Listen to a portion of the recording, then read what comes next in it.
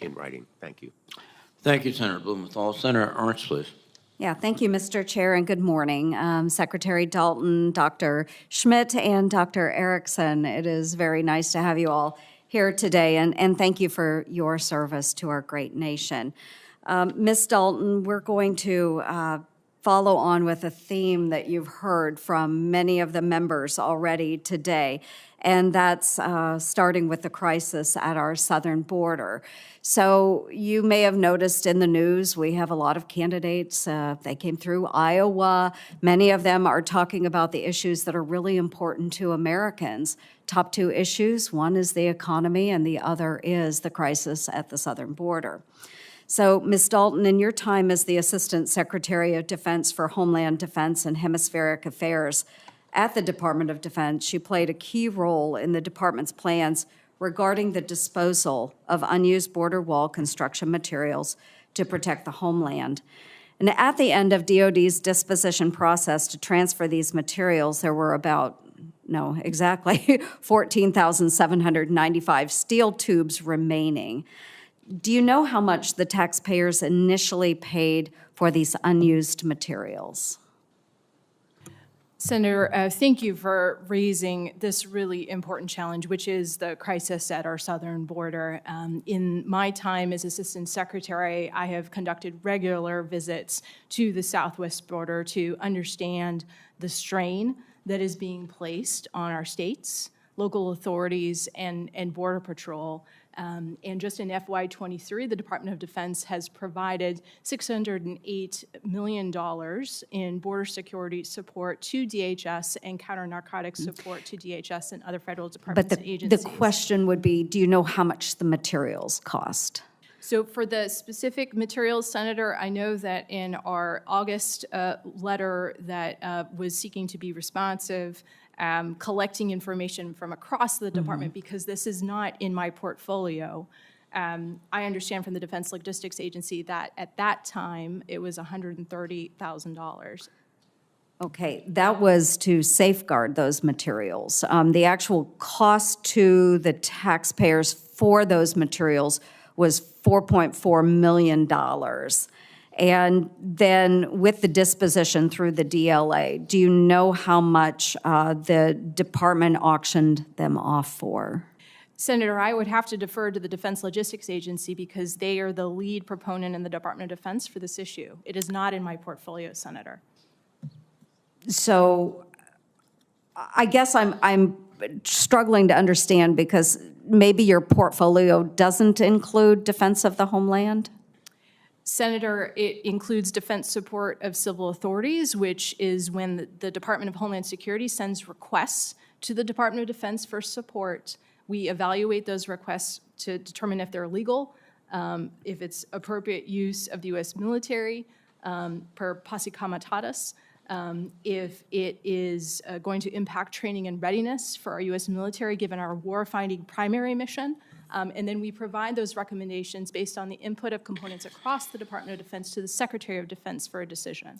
I have no role to play, Senator. So civil authorities are not used in constructing border materials or would not have any regards for securing our southern border?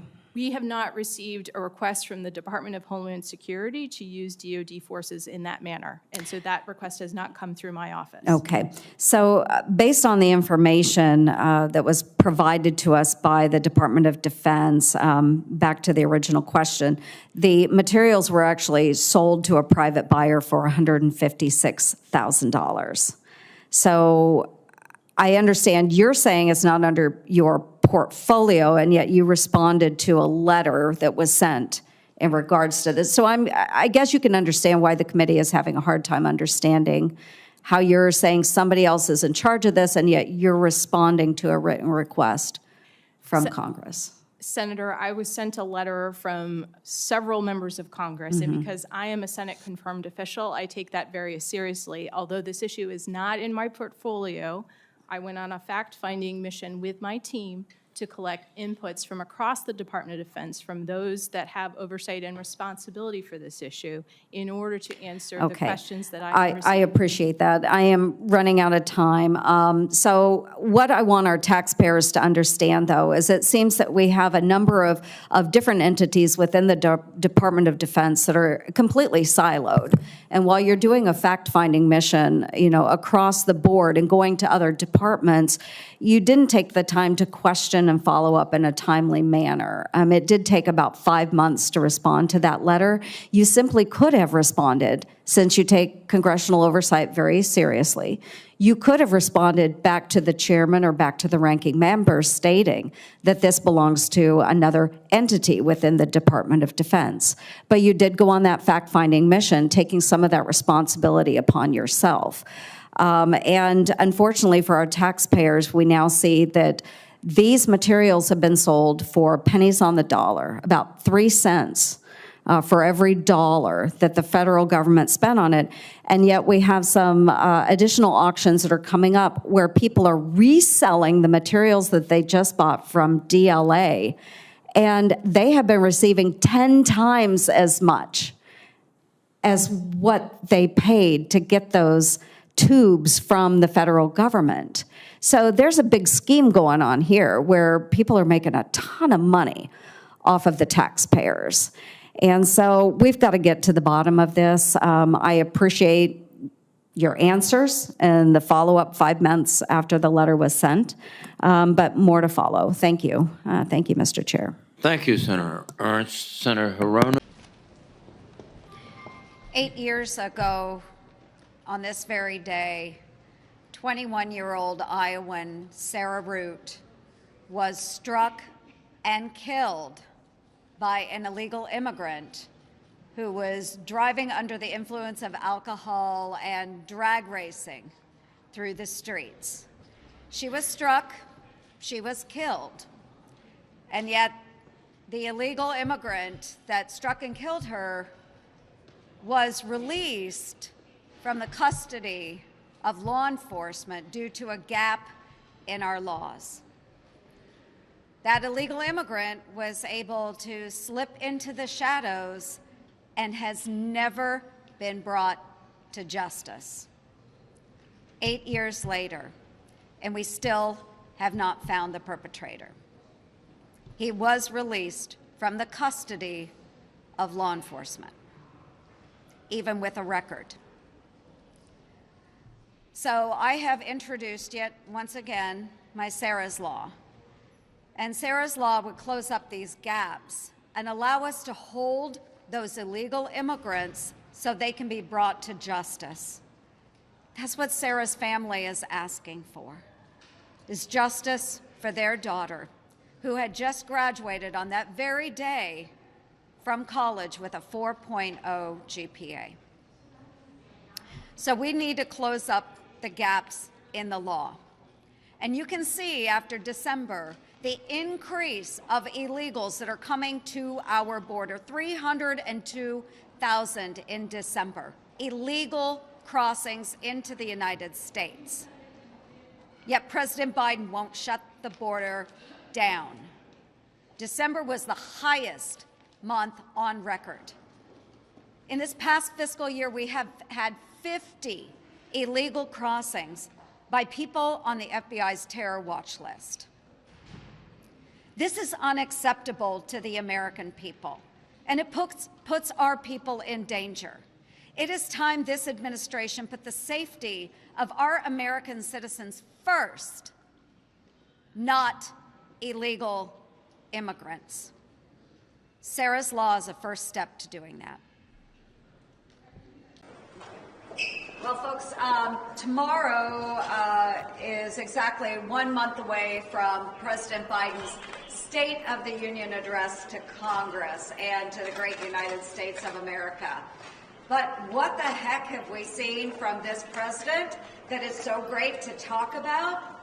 One, we have skyrocketing debt among the American people. Americans have credit card debt now that is the greatest it has ever been in the history of the United States. Number two, something that we just talked about, 8.8 million illegal immigrants coming into the United States during President Biden's tenure, and he's telling Texas that they can't secure their own border. Wow, what an accomplishment. And we have over 169 attacks on U.S. service members in the Middle East with very little response going after those that are responsible. So I'm really curious as to what President Biden is actually going to talk about during his State of the Union address. One thing I do know that would have been important to me and to many other members of Congress is that he actually submit a budget on time. He blew past the deadline to submit his budget. Something else that's important, the national security strategy. He blew past that deadline as well. What is President Biden doing? Actions speak louder than words for the American people. And President Biden is doing absolutely nothing to correct any of these issues for the American people. So what I am demanding that President Biden do is actually step up, provide us a budget, and provide us your national security strategy before you come over here and present to Congress your ideas or solutions. We've got to start with the basics, Mr. President. And by law, you're required to give us a national security strategy and a budget.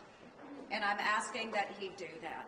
Again, actions speak louder than words. Mr. President, you have a job to do. If you're not up for it, then let's move on. We need a new administration, folks.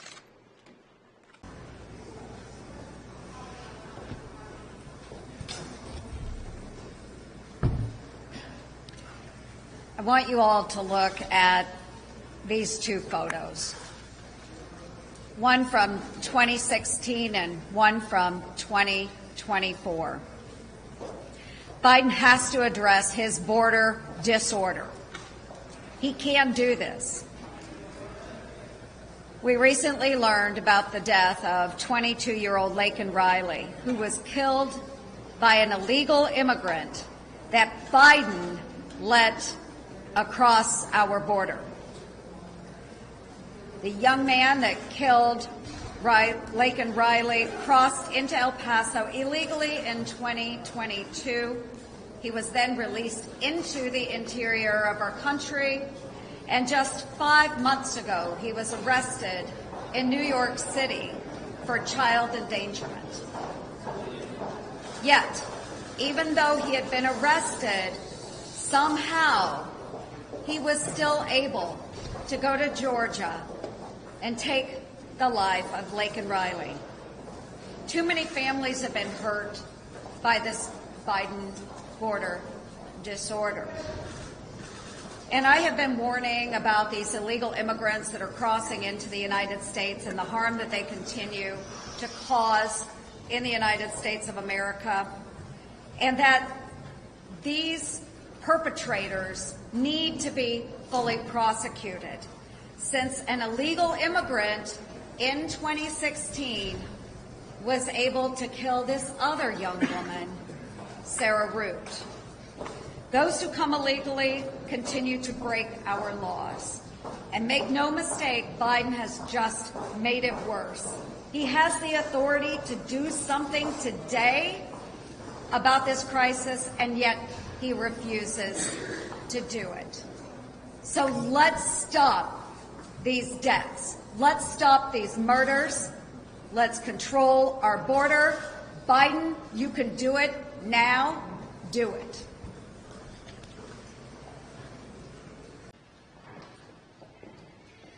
Tomorrow, before we hear from Joe Biden on the state of our country, he should take a look around and actually see what truly is going on in the state of our great union, the United States of America.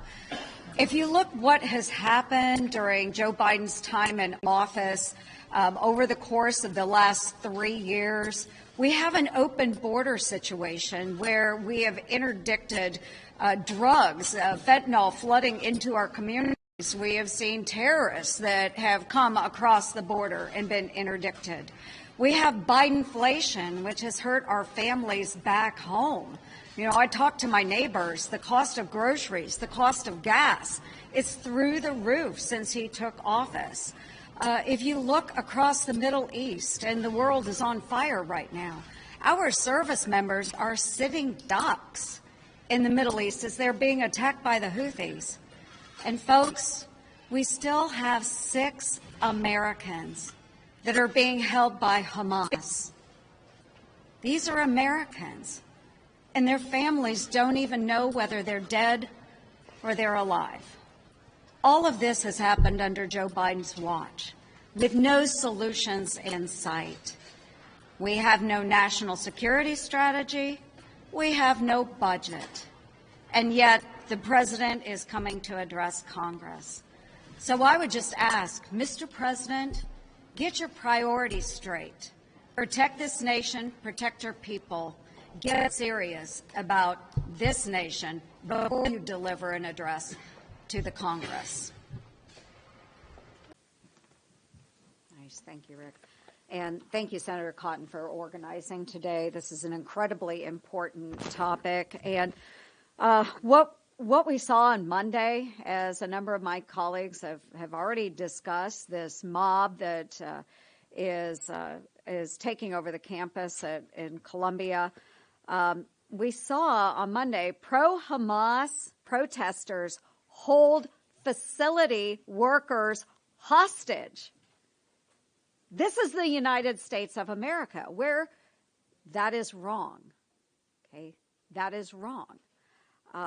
We see these pro-Hamas protesters falling in line with Iran, one of our top adversaries whose proxies are still holding Americans hostage in Gaza.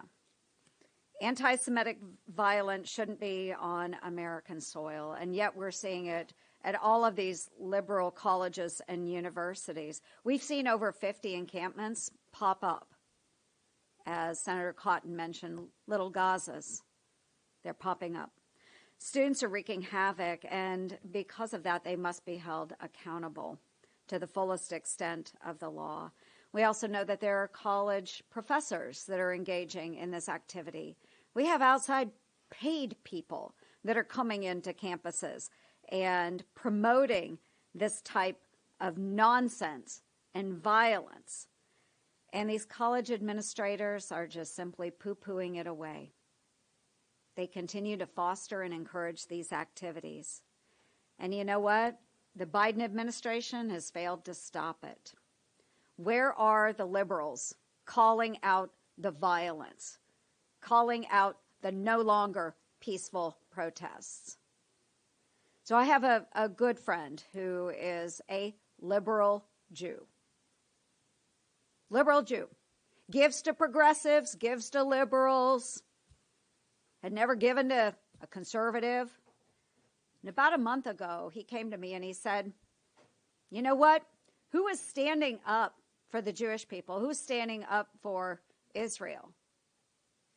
Said, you know who it is? It's conservative Christians.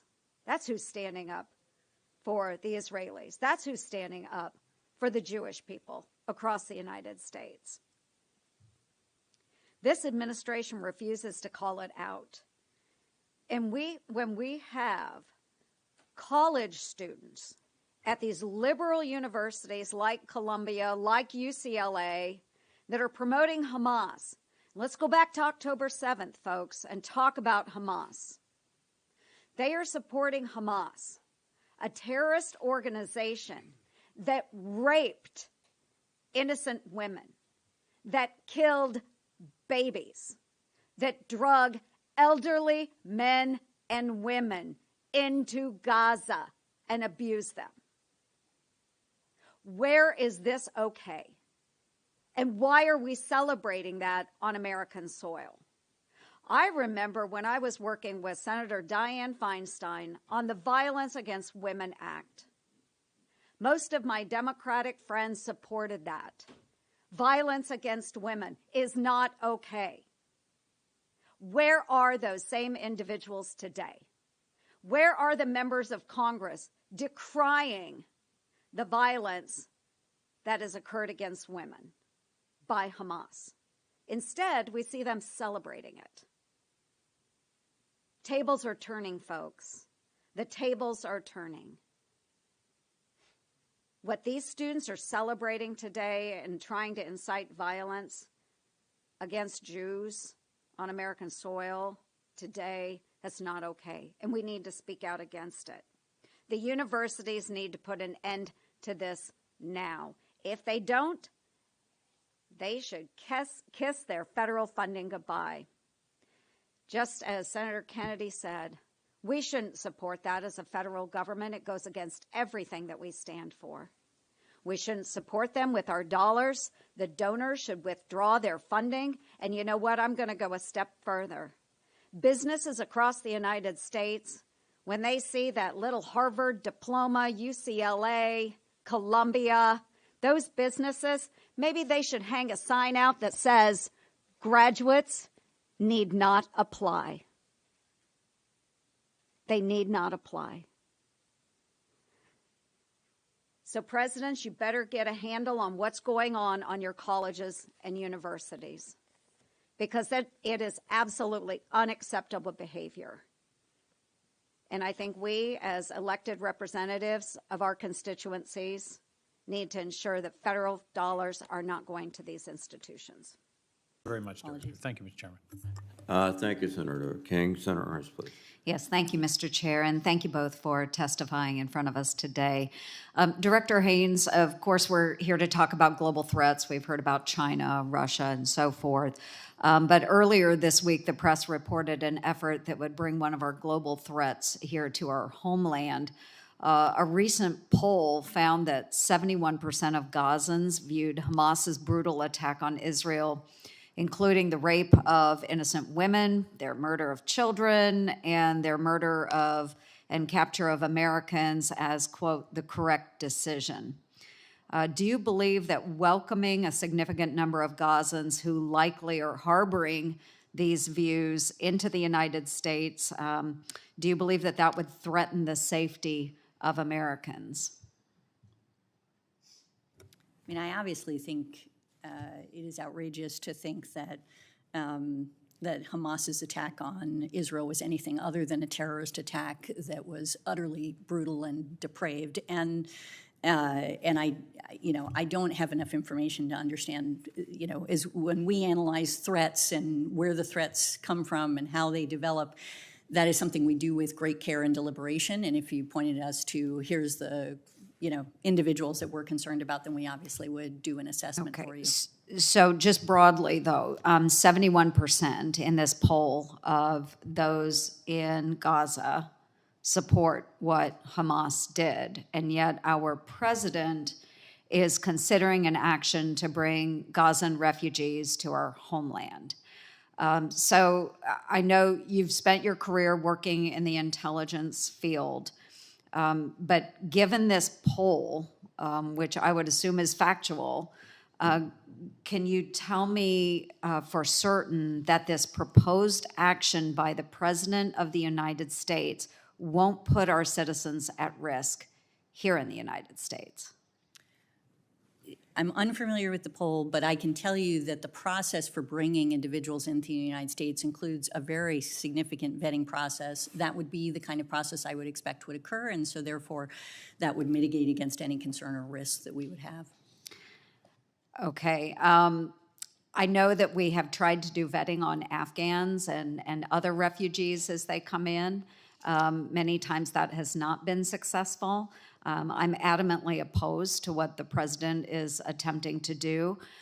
So you're serving by law as the head of the intelligence community. And so you're saying basically under oath that you're really unaware of any risk that might pose to our citizens? Sorry, I'm just, what I'm saying is that if there's a process for bringing people into the United States, I'm familiar with that process, and that process is intended to mitigate against any risk of security, and that's something that I would feel confident about.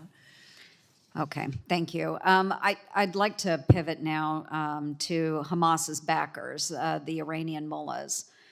Iran is currently enjoying a golden era of oil profits. We've seen over $80 billion in oil revenues, enabling Iran to give pay raises and recruitment bonuses to its proxies, and you've discussed some of those proxies earlier.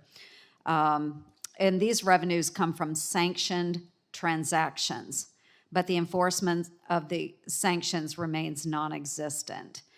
Do you agree, yes or no, that the decision not to enforce sanctions has directly led to the death of U.S. citizens? I couldn't make a sweeping statement like that, I'm afraid. I think it's no question that Iran continues to benefit from oil sales and that they look for ways to get around sanctions, and that's something we've seen them engage in, and that they are also, as you say, funding and assisting various groups in the region. I think it's also the case that, frankly, the Iranian economy is in deep trouble right now and is actually suffering significantly. It's been one of the challenges that they're facing. But beyond that, unless I'm faced with a particular scenario that we can assess for you, then we would obviously do that. Well, what I would say is that they do back Hamas. We know that. They back Hamas. And I wouldn't even say they're trying to get around sanctions because we just don't enforce them. So there's open trade of Iranian oil. We, as the United States, have these sanctions. We don't enforce them. So a good deal of their profits, of course, will go to support these proxies. And Hamas has killed Americans. They killed Americans on October 7th. They have held 8 Americans. 3 we know are confirmed dead. They're still holding 5. So I would say that just in my mind, my estimation is that, yes, they are using the profits to kill Americans. They have done it already. I would like to see additional enforcement of these sanctions, not your area, but certainly it all ties together. So I look forward to visiting more about this, maybe in a closed session, but we have got to do better. And I'm just using this time to make a statement, too, that I disagree wholeheartedly with what the president is trying to do by taking people out of Gaza and bringing them to the United States. I have seen failures in the vetting process before. I certainly don't want to see those failures repeated. So I appreciate your time today. Thank you. Thank you, Senator Ernst. Senator Haran. Thanks, everybody, for coming out today. And Lindsay, thank you for your leadership on this. And I just returned from Israel on Tuesday morning. Senator Ted Budd and I had traveled through the region, through the Middle East, and over we heard from regional leadership about how important it is for America to step up their leadership. There's a void of leadership in the White House today. And if anything, there's no leadership, but in place of that, appeasement. And we see Joe Biden doing that. So what we saw and what we heard while we were traveling through the Middle East is that our service members are under attack. Okay, they're under attack from Iran, from Iranian proxies throughout the Middle East, and our citizens are being held captive by Hamas. We cannot forget that there were over 40 Americans killed on October 7th in the attack perpetrated by Hamas when they went into Israel. We have 8 Americans that are being held by Hamas, 3 of whom we know are deceased. 5, God willing, are still alive. The last thing that we need is a president who waffles on his support to Israel. So much for that ironclad support. His words, not mine. Joe Biden's ironclad support of Israel. Folks, he's lying to Israel, and he's lying to all of you. It is not ironclad. He is withholding weapons that are needed by our closest friend and ally in the Middle East, Israel. We already have these mouthpieces for Hamas here at home. We've seen them all on these liberal campuses out there supporting and saying they are Hamas. Our own students at liberal elite colleges. We don't need the president stepping into that arena as well. The president is a tool, folks. He is a tool. Okay, in this case, he's a propaganda tool. But Hamas is using him, and he is allowing it, and he is turning his back on Israel. So our message today should be to remember, Mr. President, Hamas created the humanitarian disaster in Gaza. Hamas knew exactly what would happen when they attacked on October 7th. They knew that Israel would respond and that they would strive for victory and the destruction of Hamas. They knew that. This is not Israel's fault. This is Hamas's fault. This is Sinwar's fault. This is Iran's fault. It is not Israel's fault. So we don't need Joe Biden being a mouthpiece for Hamas. We certainly don't need it in our White House. We need new leadership. Senator Cruz and Marshall And I'm going to keep piling on where he left off. So, yes, once again, President Biden has rolled out the red carpet for illegal migrants. So we're hearing the doublespeak again. Out of one side of his mouth, he's saying, look at me, I'm doing an executive order. We're going to control the border. And then on the other hand now, he's offering basically mass amnesty to hundreds of thousands of illegal migrants that are currently within the country. So who's listening to this doublespeak? Well, I can tell you it's our adversaries. It's terrorist organizations, and most certainly it's the cartels. So let's just look at where we are since the executive order nearly 2 weeks ago. 2,700 illegal crossings just in the San Diego sector. Just as Senator Barrasso said, we had 8 illegals in the United States that were caught that have links to ISIS, a terrorist organization. And just most recently, we saw the horrific rape and murder of a mother of 5 by an illegal immigrant. When and where does it stop? Joe Biden, this is on you. We need to secure our border. Well, I'm going to change it up a bit. Before. Okay, how many of you have ever heard of the game Twister? Okay, we're going to bring the floor mat in and you guys can participate. Okay, so Americans have had enough of Kamala Harris's tongue twisters. Their pocketbook sees straight through all of her crooked lies. So she's claiming to be a friend to small business, but prices are, let's see if it works. Oh, well, gosh. Okay, spinning out of control. All right? I tried. I really tried.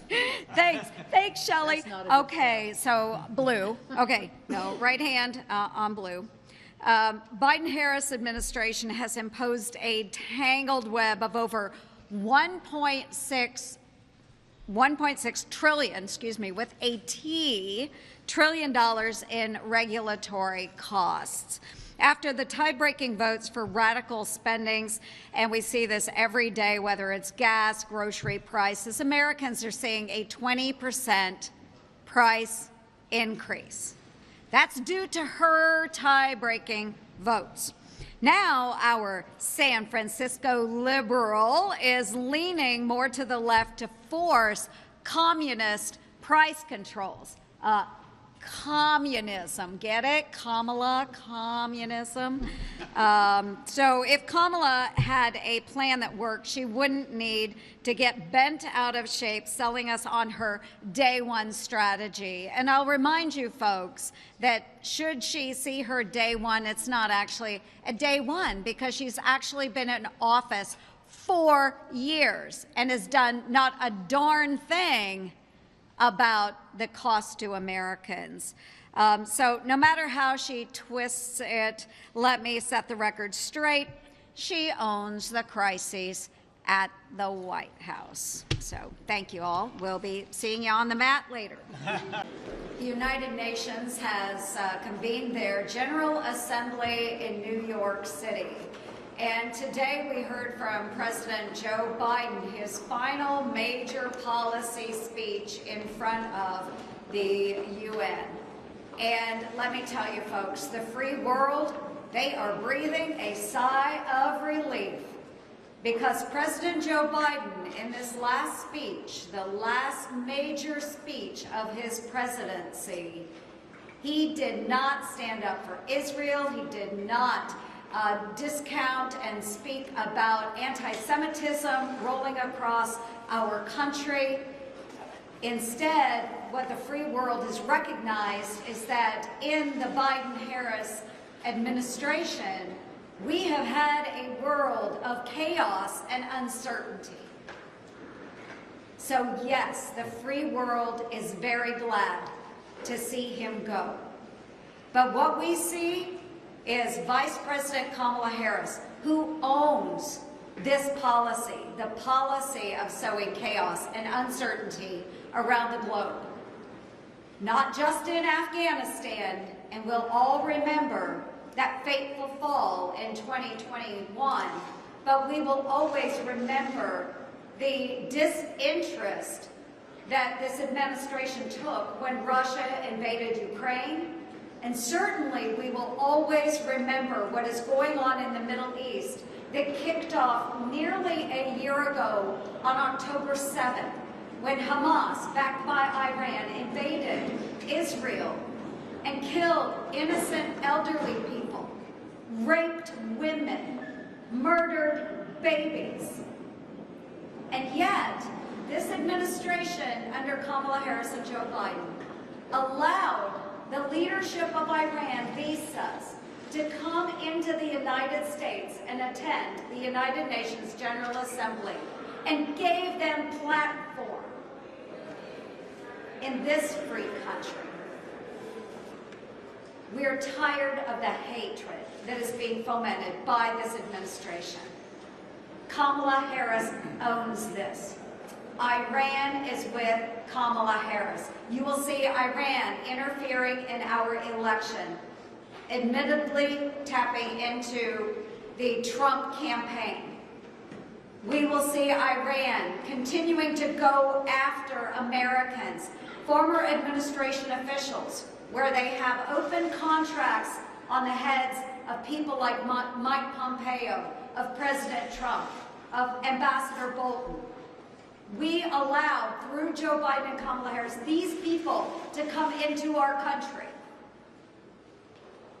You bet they're praying for a Kamala Harris administration because she will continue to appease Iran and those that hate America. We need a change, and it will happen in this next election.